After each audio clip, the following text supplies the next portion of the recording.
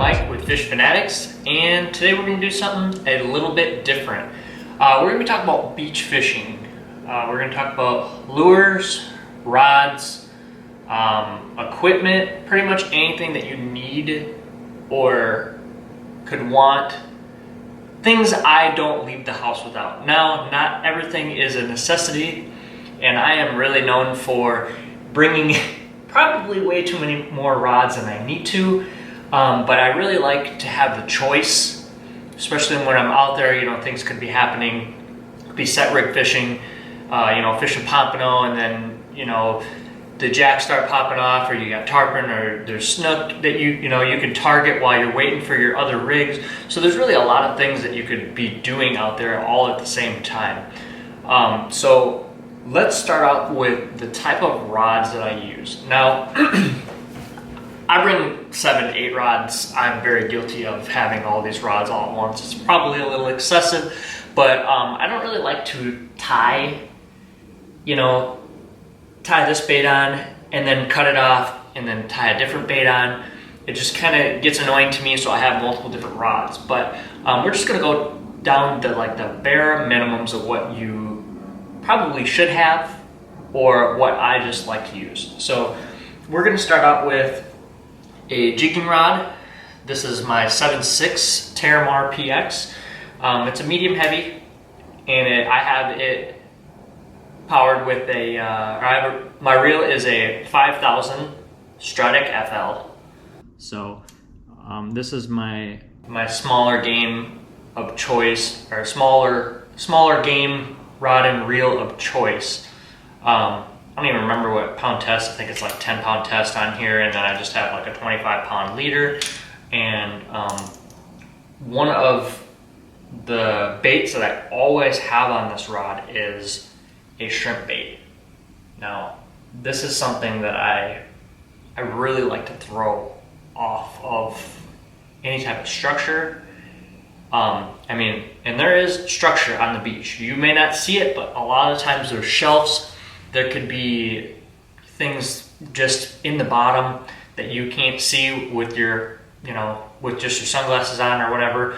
But targeting jacks, snook, all that stuff, this will work in the surf, just like it'll work in your jetties, spillways, and etc. So moving on. Now, when I first moved down here, I used to just have these great big long rods for surf fishing, which is nice. We're on the East Coast, and you really got to get past those big waves. But lately I've been cutting it down. I really have been cutting it down, and it's kind of nice not throwing a 10, 11, or 12 foot rod. It's nice to kind of size everything down. Now, it's kind of like a fine line. I've been using something like this. Now, this is an 8 foot. This is also a Terramar PX. This is a little bit lighter rod. It's got kind of a flimsy tip. I have another one right here. It doesn't have a rod, or it doesn't have a reel on it right now, and this is kind of like my tarpon rod. And sometimes I use that with throwing set rigs out when I don't feel like throwing a 10 or 11 foot rod. And the 8 foot, I can get out there quite a bit, as long as I'm not fishing for sharks. So, and honestly, I catch a lot of sharks on this rod too. So, but anyways, I have that paired up with a 6K Saragossa, which is one of my favorite reels by far so far. It's just a really good all-around reel. I've actually, the day I bought this, I accidentally, I was not watching where I was casting, and I hooked it, and it ended up in the water. I got it right back. It was fully submerged, and I got it right back out of the water. But I haven't had no problems with it, even fully submerged in salt water. So it's been a real good reel to me, for sure. I'll go over the rig on this in a few. We're just gonna go right through our rods here. And this is another rod that I use for live bait rods, but it depends on what season it is. Mullet run, when I don't really care and everything's kind of close. It depends on if I'm fishing shallow flats or kind of where I'm at, but I always bring this rod with me. Now this is a 7.3 St. Croix rod, and this is one of their new Rift series rods. It's a popper rod, but this one has a little bit of flex in the tip and throughout the whole rod, so it's not super stiff, so I can use it for a lot of different things. And honestly, I've used this in the surf, and I also love it as well. So then again, I don't really not want to use a surf rod, but if I don't have to, I pretty much won't. And I'm not telling you not to use a surf rod. I'm just saying this is my personal thing. I have surf rods, don't get me wrong, but you know, using a giant surf reel and stuff like that, you know, it's kind of a pain, especially when you're catching like whiting and pompano. It's really just not needed. But I have this one on a Van Staal, a VR 151B, and it's been a pretty good reel for me. I do a lot of snook fishing with it. I've caught some tarpon with it. I've tossed out the idea of selling it a few times, but I still end up keeping it. So now, on to our last rod, which kind of contradicts what I all said, but I will not go to the beach without having a shark rod. Now, a shark rod could be a 50 wide with a giant broomstick, and then you're, you know, kayaking stuff out there, which I do a lot of shark fishing during the summer, and I like throwing baits. I don't really care to kayak anything out. You probably, unless I'm going to be fishing with another crew, and this may change in the future, but as of right now, I am not too keen on kayaking baits out through the surf to drop baits. It's probably not something I'll be doing. It could change. It could change. Somebody could get me to go out and you know, have fun and get me to do something like that. For right now, at least while I fish by myself, it is not going to be a thing. But anyways, so our last rod here, and when I'm talking about shark rods, I'm talking about a actual surf rod. This is a Speedmaster or Shimano Speedmaster rod. It's a cheap rod. This is a 12 foot, obviously this is only half of it. I have the other half right here. All the guides and stuff are on the other half, but I've caught a lot of sharks on this rod. Now, it's a 12 foot rod, so it is quite a beast of a rod, especially when you throw around a lot of 7 foot, 7'6" rods. You know, you go to a 12 foot and it's kind of like, dang. But I have this on a Saragossa 10K with 50-pound braid, and it does wonders. I've caught a lot of big fish on this reel. I've caught tarpon, I've caught giant sharks on this thing, or bigger sharks. I can't say giant. I've caught up to 10 footers, or you know, around that area. So I really love this reel. I probably will be getting more, or maybe even going into a 14K. I'll be getting more of these bigger surf rods for shark fishing. That's the only time that I really care about using a full-fledged surf rod. Now, I say that, but when you go to a jetty, it's kind of a different thing. So I don't do a whole lot of long casting jetty fishing yet. I do plan on buying like a 10-foot rod that I can, you know, sling big spoons and stuff out there for jacks and do all that stuff. But as of right now, this is just kind of the collection I have. And I have more rods, but they're all kind of the same. Like I have a few rods that are 7.6 and 5,000 series reels. And I actually would like to buy an ultralight too for throwing like really small jigs and like pompano jigs, which I'll be doing very soon. So, all right, now that we got the rods and reels out of the way. Okay, rods, reels, obviously a necessity. I showed you a lure and all that stuff. So actually we're gonna jump back into here. So we're gonna talk about rigs. I have this one rigged up. This is gonna be the easiest. So one thing that I use off of, one thing I use off the beach is this sliding rig here. Give me 1 second. Get this I can see. So come back over here on this camera. So you can see there's a bead and a swivel and it's got a clasp on it. Now, these spider weights are your friend. I use a lot of 6, 5, 4-ounce spider weights. What I do is clasp it on there. It can slide up and down your line.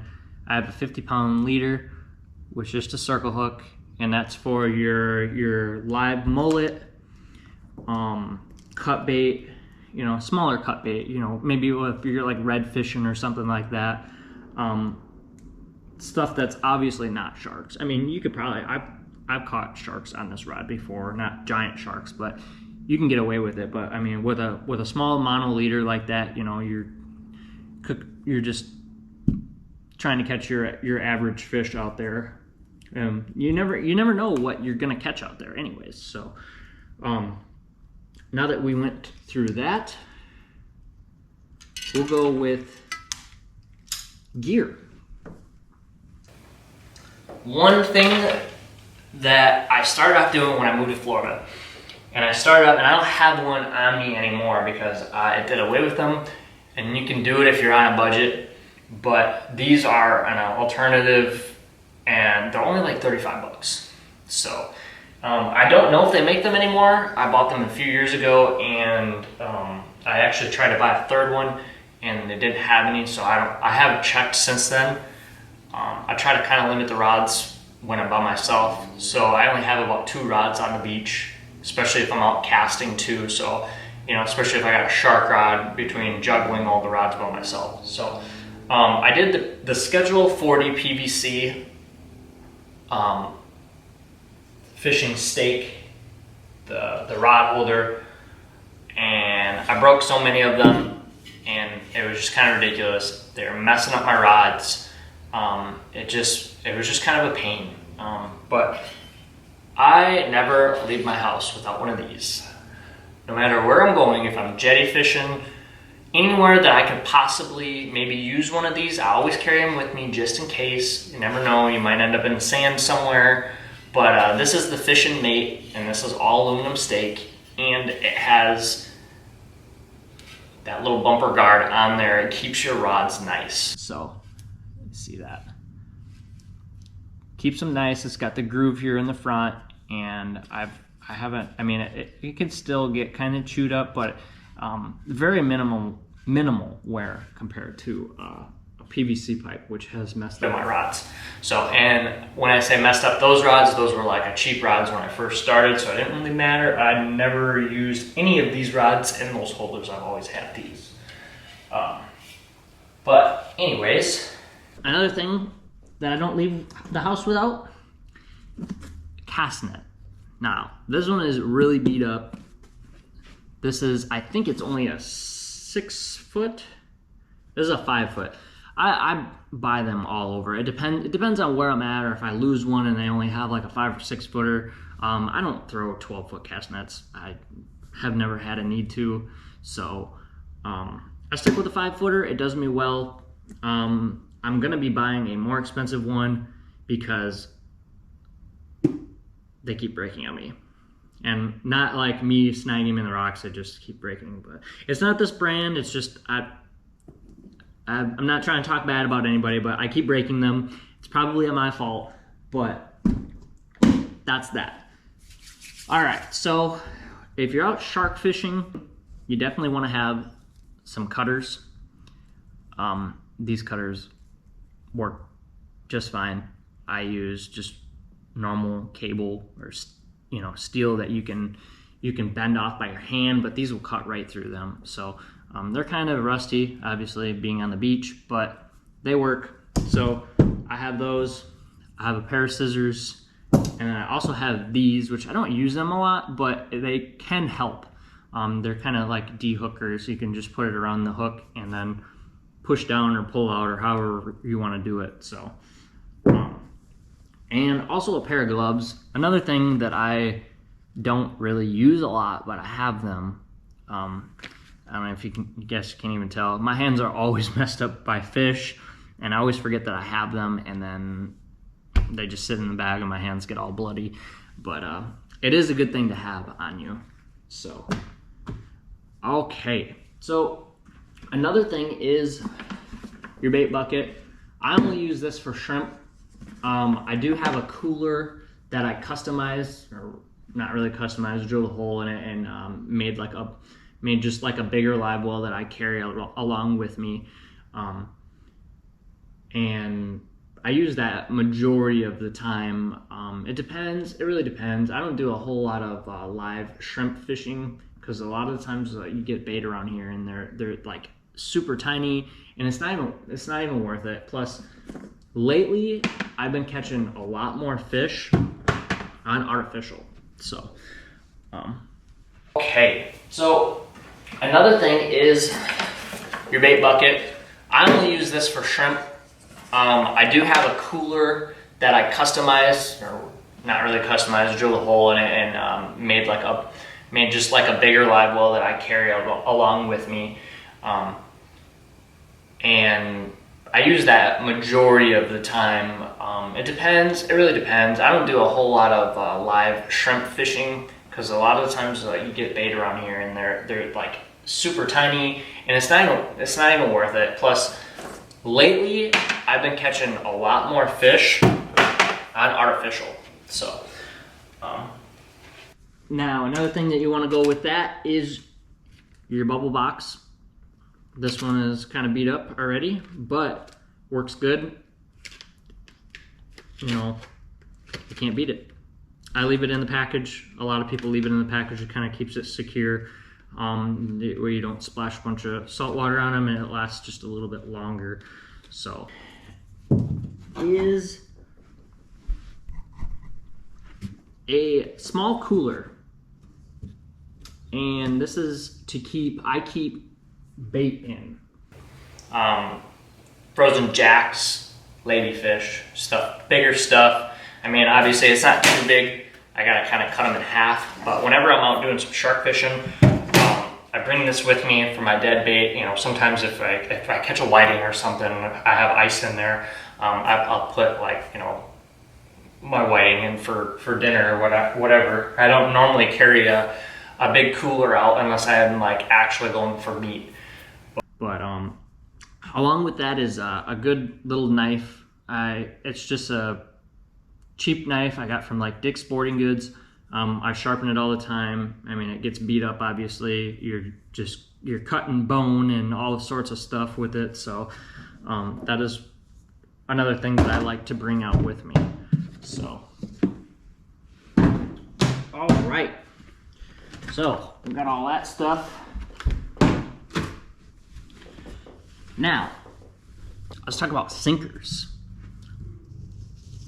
These sinkers are probably the best sinkers that you could use. This is pretty much all I use on the East Coast because even these are 6 ounces, and a lot of the times these don't even hold, which is kind of terrible. Sometimes I get frustrated and I'll end up just going home or fishing inshore because when these don't hold, it's not fun. But it is what it is. Now, I will say these are kind of like, I don't know what brand these are, but these are kind of the generic ones. Shout out to Sinker Guy. And I'm not saying that because these are not Sinker Guy's sinkers. I only bought these because I was kind of in a bind and I could not wait for Sinker Guy's stuff. But I tell you what, I've used the sinkers. The legs are a lot longer. Everything is secure. I've actually had to super glue these ones. I don't know if you can see that or not. But yeah, kind of ridiculous. It is what it is. I've had to super glue them. And they seem to stay, but not the best quality. So if the sinker guy is out there and wants to throw me some sinkers, I'm definitely down for it. I'll use them all the time. All right, and so something that I also use are some pompano rigs. I don't do a lot of pompano fishing, so when I do go, I just pick up some Tsunami, saltwater series, a guide series. That's seems to work. I don't know what differences. I know there's literally so many different pompano rigs. I know Salty makes pompano rigs too. I haven't tried them yet. I will try them. I'm sure between all the colors and stuff, you know, some are better than the others, but these also seem to work. So I grabbed a set, and that's something I use also.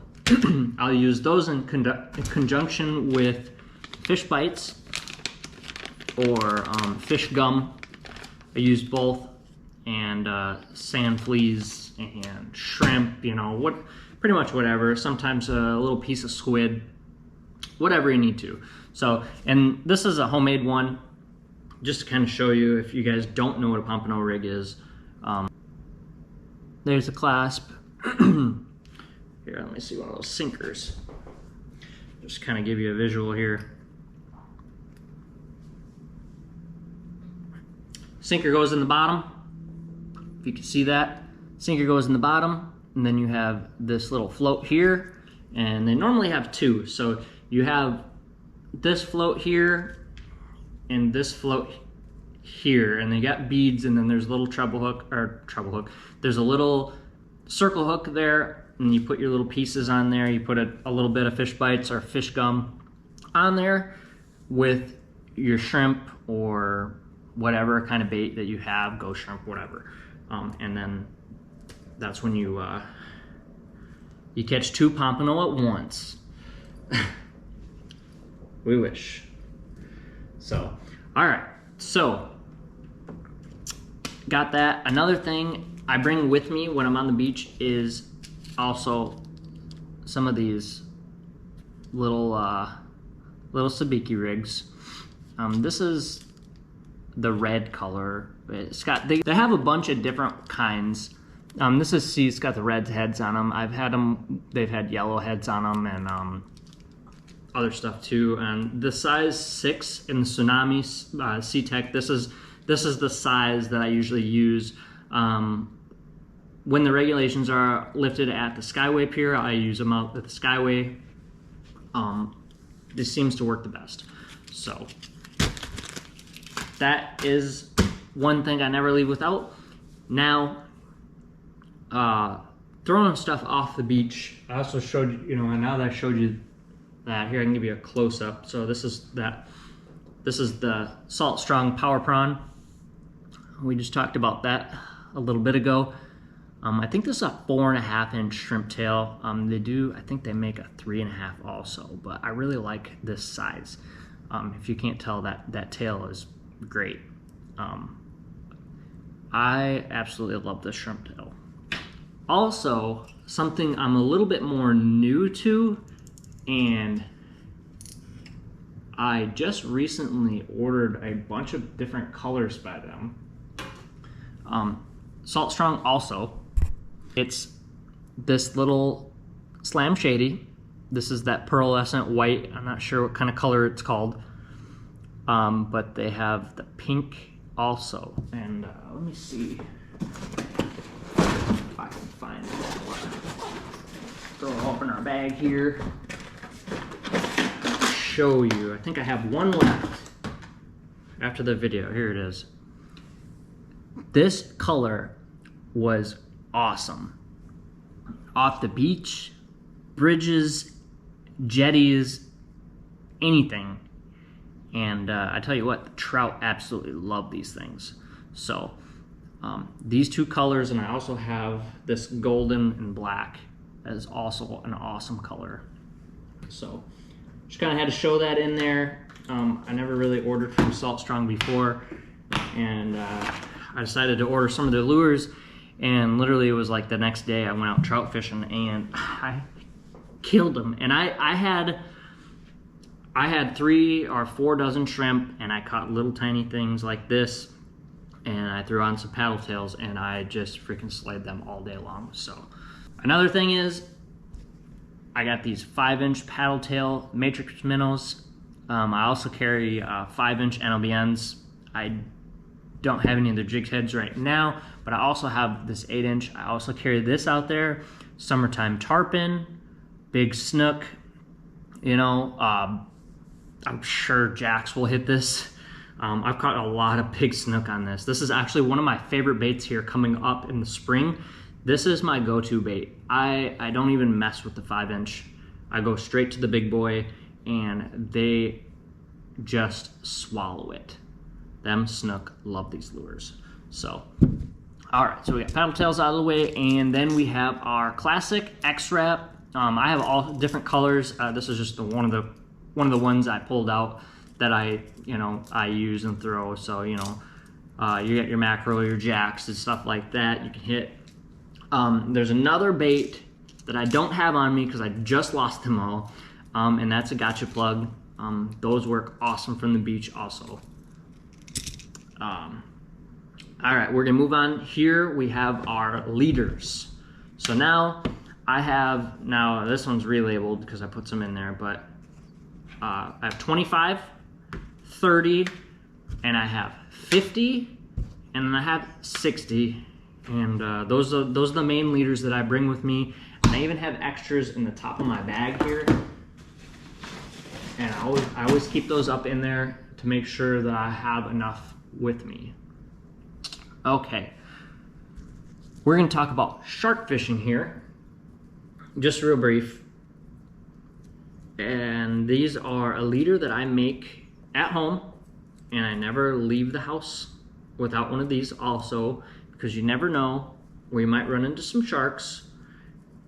Now, I actually changed it up a little bit. This is an older one that I've done that I have not used yet, so I haven't like really changed it over. I've got it all tangled up over here. So, let me get the camera to focus here. I don't remember what size. I think this is a Gamakatsu. This is a 4X hook and I believe 9.0. I believe it's been a long time. And then I made these leaders. So it's just a number 9 wire, and twist with a swivel. And then this is a 120 or 130 pound leader. And I have 10 feet coming down to my sliding, same thing as the other rod, my sliding swivel and clasp. And I don't have a bead on this one because I don't think you really need it. It's such a heavy line. And I just come down to another swivel. That way I can kind of, wind it up, and I can put it in my box. And that way, when I get to the beach, it's pre-tied. Or if I get cut off, it's pre-tied. So when I get to the beach, see, this is how I keep it. And it's just like this, the line's just in there. So that way when I rig up my rod, all I have to do is come here and tie it to this, put my sinker on, and then hook my bait, and I'm good to go. I guess there's only one other thing that I never leave without, and this is something new I just got for Christmas. Shout out to my dad, he did a good job, and that is this. This freaking backpack holds everything. So if you're looking for a backpack, this Flambeau bag is your go-to, man. Let me tell you what. It's got all the pockets, flip it open, big boxes, straight down, no tangled mess. You don't have to worry about them going down here, and then you can't, because there's so much weight up top, then you can't get your stuff out, and the dividers are all messed up. You don't have to deal with any of that anymore. So definitely a 10 out of 10 recommend getting one of these. Now with all the stuff that I carry, it's really, really heavy, but it just kind of is what it is. But, all right. Besides a beach cart, which I obviously don't have in my boat, that's about it. So, if you got all these things, well, you don't have to have everything, but this is the things that I like to carry out with me for a full day of beach fishing. And yeah, so let me know what you think. Don't forget to like and subscribe. We'll keep more videos rolling out. We're gonna be doing a lot of stuff. I'm really excited for spring. Hopefully we can get some big snook, and we're gonna be shark fishing here real quick. So I just want to put together a video for you guys and just kind of show you what I use, what I've learned, and yeah, that's it. All you got to do is get out there and go fishing.